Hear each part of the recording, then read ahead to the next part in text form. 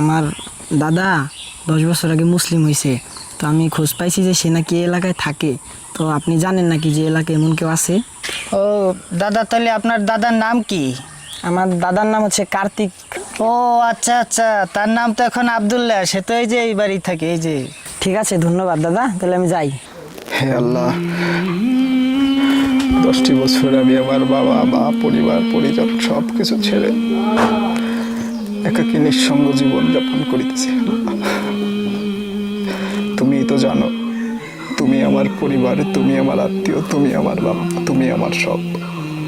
আমি আমার পরিবার চাই না, শুধুমাত্র তোমাকেই আমি চেয়েছি বারবার।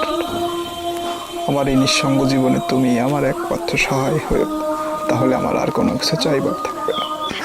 দাদা, দাদা, কে? দাদা, দাদা, এই 10টা বছর আপনাকে খুঁজতে খুঁজতে আমরা পাগল হয়ে গেছি।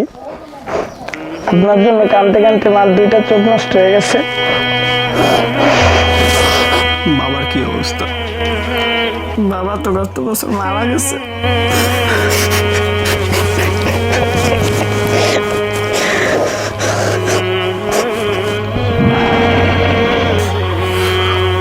দাদা, আমি তোমার নিয়ে যেতে আইছি।